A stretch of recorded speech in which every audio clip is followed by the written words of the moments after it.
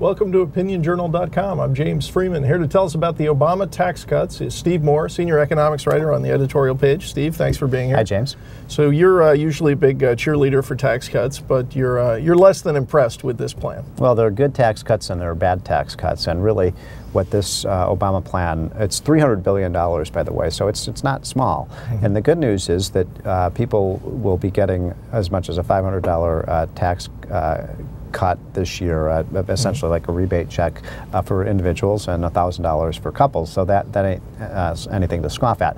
The problem is that there's nothing in here for business. There's nothing in here to really promote economic growth. And the fact is, we tried this, as you recall, last year when President Bush sent out tax rebate checks of about the same size. We got a little blip on the economy in July and August, then the economy just nosedived again. So I don't view these as being a pro-growth tax cut platform. And the business tax cuts go, I guess, only to companies that are losing money right now. That's right. If you make money, you're out of luck under this. But basically, they would allow you to offset your losses that you had in 2008 and 9 against your past taxes that you paid. So it's a way to kind of put money into the pockets of businesses. But again, you know, if we were smart on this, James, we would slash the corporate income tax so the profits going forward wouldn't be taxed at such a high level. That's right. Now Mr.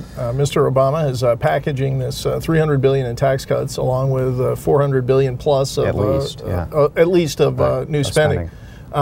The fact that he now has some tax cutting in there, is that going to peel off any Republicans? I mean, what do you foresee as Congress? I think it could. I think, you know, this is a very smart political tactic by Barack Obama and his team. They want to make this bipartisan. They'd love to get 75 to 80% of the members of Congress to vote for this. They're going to get almost every Democrat, and the question is, can they peel off some Republicans? And I think that this tax cut is going to be seductive enough for some Republicans to go along with it. I think that's a mistake, because I don't think they should go along with this massive spending bill, even if they get a small tax cut in return. But assuming they go for that mistake, right. they accept all this big government spending to go with it, is there any sense that you might see in the Senate some negotiation to say, okay, we'll take the $300 billion, but give us some growth-inducing, some good incentive cuts in corporate income tax rate, cap gains, when I did my interview with Fred Smith from Federal Express, he said, you know, you really want to stimulate this economy. Allow businesses to write off in the first year all their capital purchases. When FedEx